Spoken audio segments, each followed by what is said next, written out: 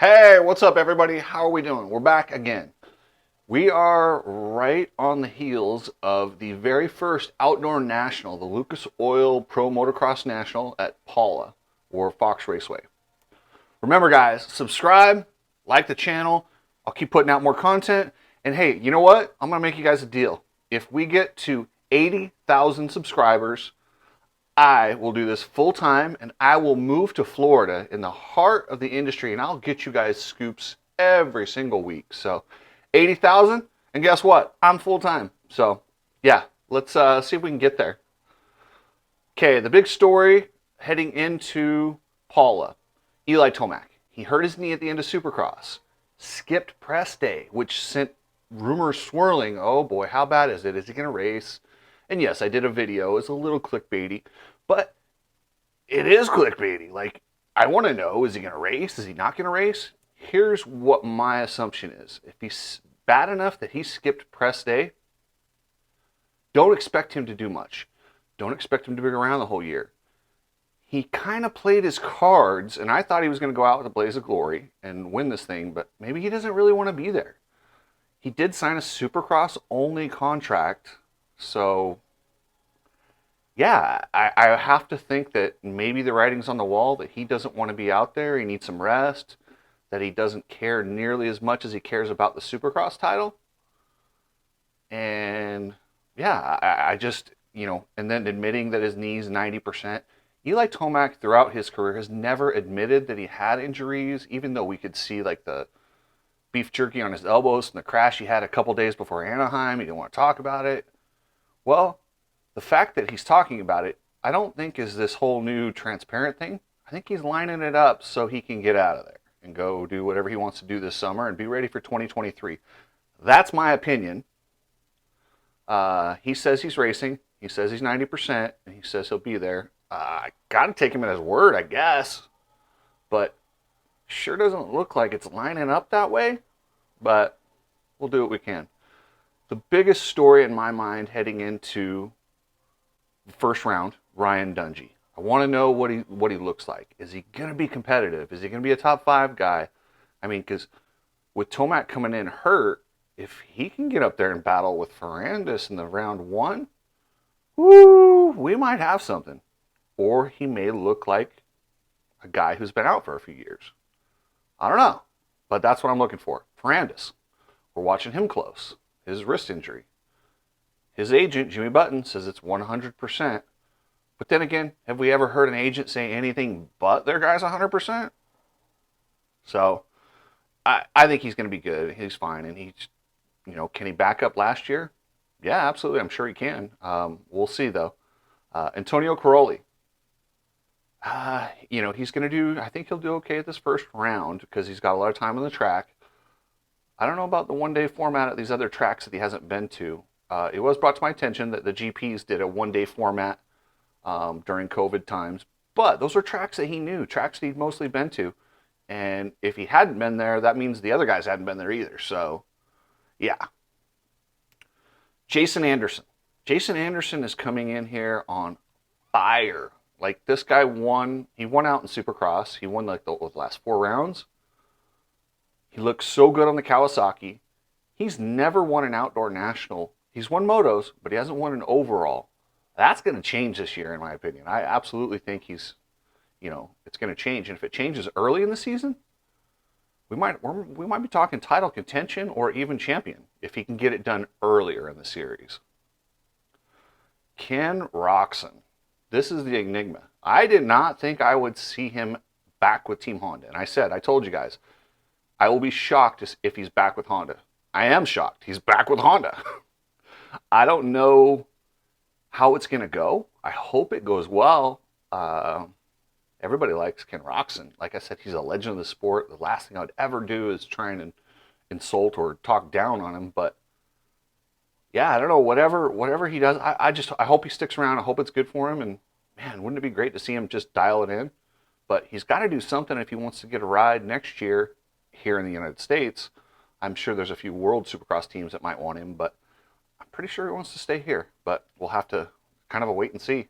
If he can get some results, yeah, somebody's going to find something for him. Chase Sexton. What are we watching for here? This guy, we know he's fast, we know he's strong, we know he's hungry, but can he keep it together? That's literally the only missing piece. So can he keep it together on the outdoors? I don't know. Let's find out. Christian Craig. He is now considered a full-time 450 guy. Yes, he signed with Husqvarna, but he's on the Yamaha for the rest of this year. So they're on a Yamaha 450, and this is part of the reason I think maybe there's a chance that Tomac mails it in and just goes back home, gets his knee fixed, whatever he's got to do, is because Star Yamaha's already got 2 bikes out there, and one of them has the #1 plate on it, and it's not Eli's. Yes, it's great. Anytime you can have Eli Tomac out there, might as well. And I do find it funny with Eli Tomac that like the media outlets didn't really jump on it when he missed press day. If this was before Anaheim won, then you would see, oh my gosh, Eli didn't come out, he didn't ride, his knee must be really bad, blah, blah, blah, blah, blah. But since the series is owned by a media partner, Racer X, MX Sports, which is the same company, last thing they want to do is tell you fans, there's a chance if you buy your tickets, you're still not going to see Eli Tomac. I think that's kind of bullshit. Is he going to be there? Yeah, probably. But the fact that it's like selective media.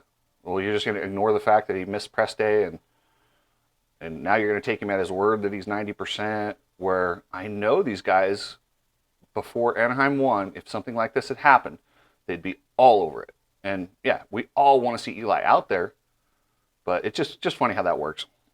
Christian Craig, though, he's got to get something done consistently on that 450, but not this year. He's already signed for next year.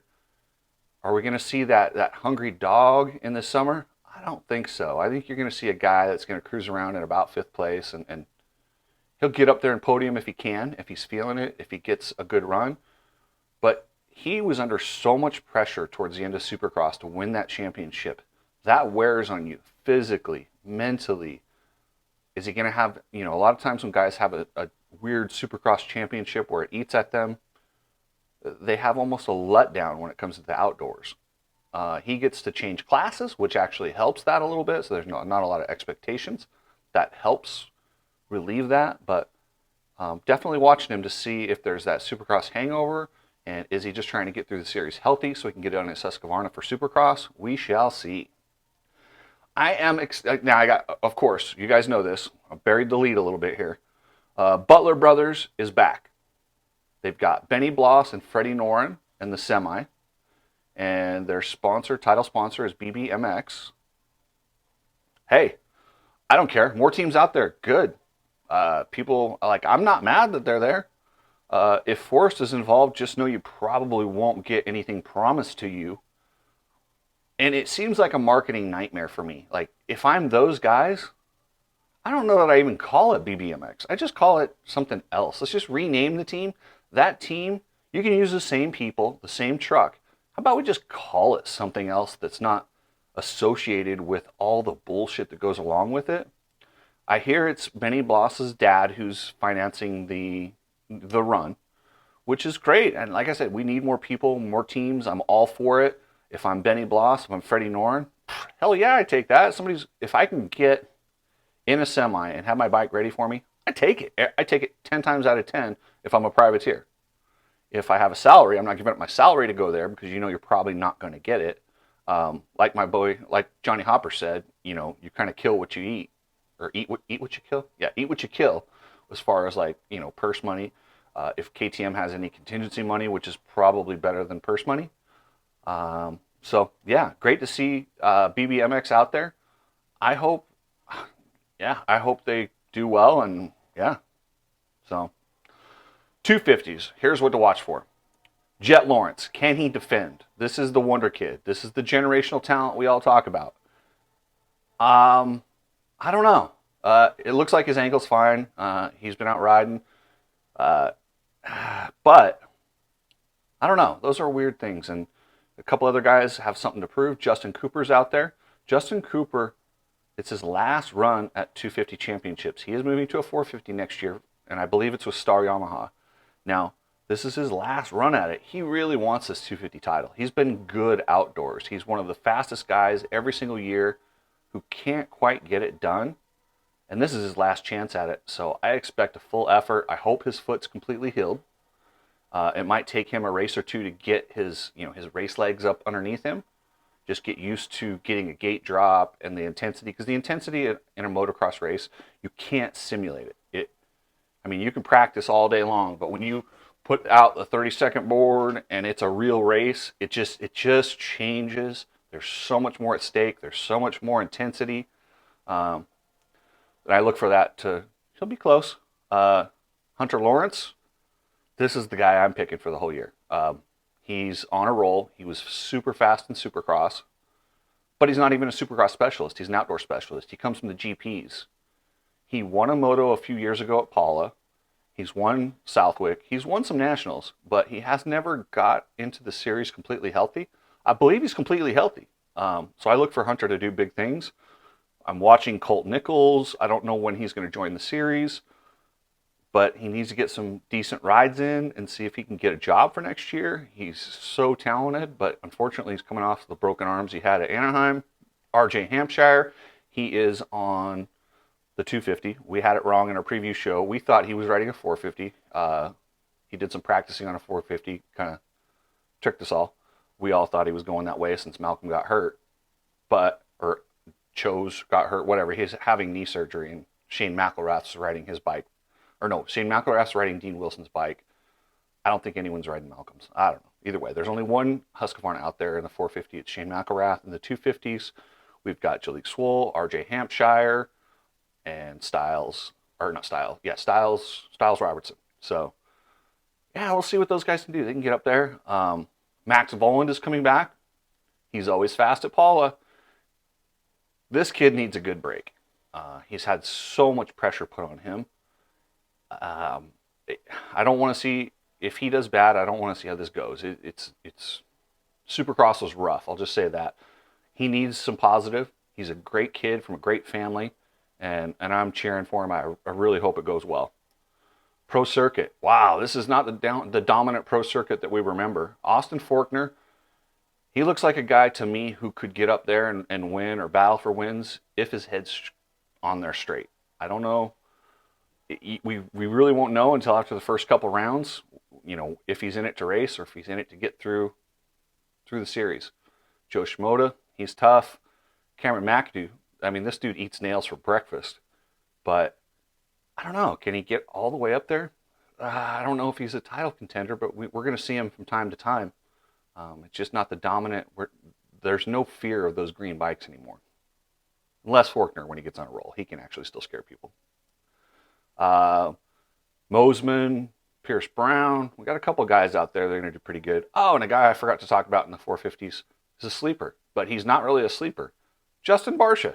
Justin Barcia, man, he's coming in off a pretty good Supercross series where he finished fifth, but he almost had third, and we all know what happened there with him and Malcolm. But he's good outdoors. If he's comfortable, he can surprise some people. So anyway, guys, I appreciate you guys watching. I appreciate you guys supporting the channel. If we get this thing to 80K, like I said, I'm full-time. I'll move to Florida and get you guys all sorts of scoops. So, and if you want merch, click in the bio. I just started doing some merch. I haven't even got my own first shirt yet. But you can click on and check out the store. I ordered some stuff. Maybe I'll start giving it away, and yeah, we'll go from there. All right, guys. Have a good Memorial weekend. Stay out of trouble. Don't drink and drive. And yeah, have some fun.